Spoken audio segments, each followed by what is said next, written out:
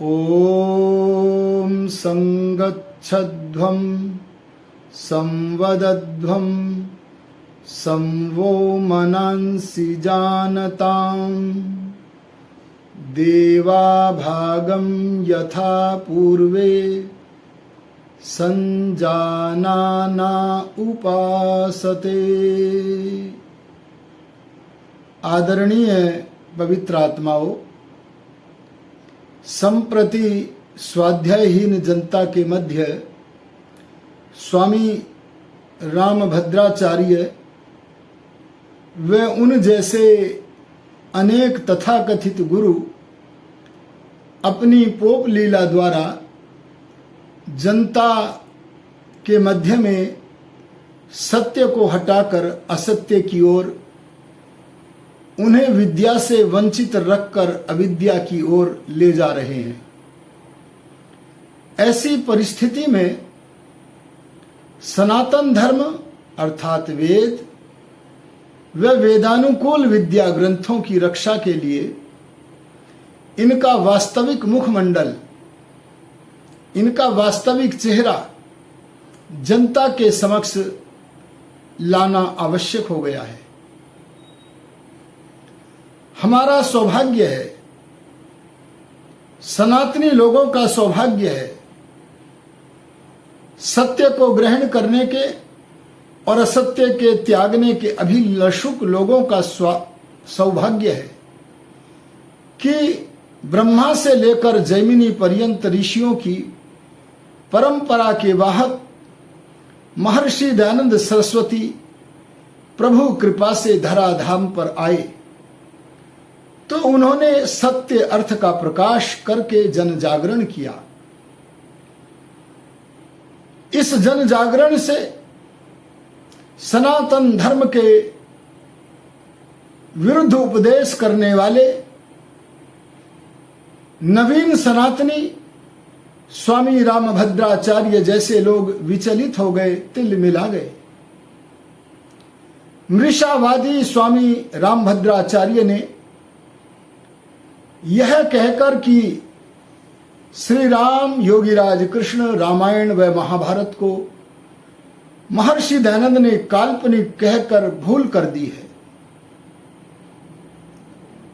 ऐसे स्वामी रामभद्राचार्य जी जैसे विचित्र प्राणी महर्षि दयानंद सरस्वती के ऋषित्व को वे उनके उपदेशों को जानते नहीं हैं।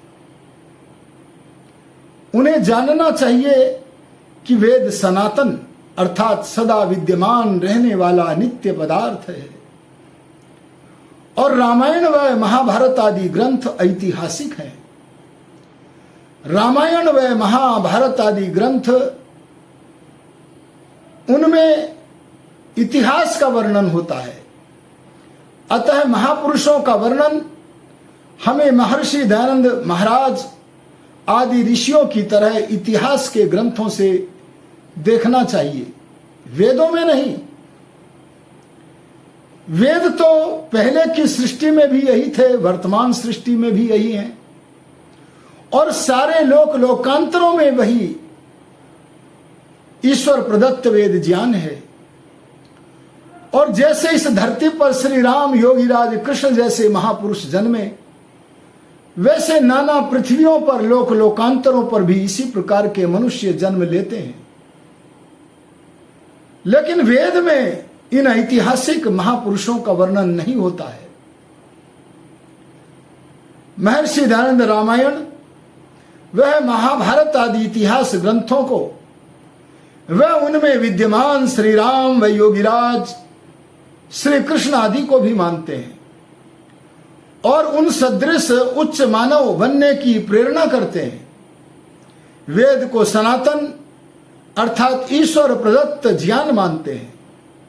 महर्षि दयानंद जी की मान्यता के विरुद्ध लोगों को भ्रांति में डालने के लिए स्वामी रामभद्राचार्य जी ने जो मिथ्या भाषण किया है, उसको वापिस लेने अथवा इस विषय पर शास्त्रार्थ करने के लिए हमारे जैसे असंख्य महर्षि दयानंद के सैनिकों ने उनका आह्वान किया है किंतु वे सत्य को काटकर बिल में घुस गए हैं। ध्यान रखना, कभी सत्य का पराजय नहीं हो सकता है। इस बात को न जान करके वे मौन हैं।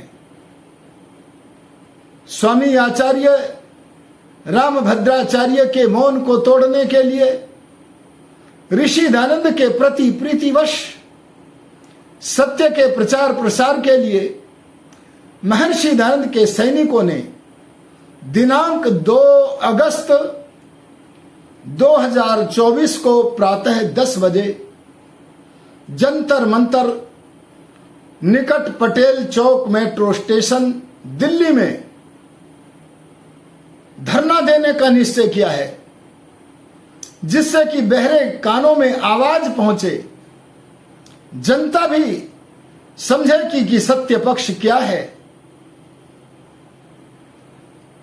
हमारा विरोध किसी व्यक्ति के लिए नहीं है,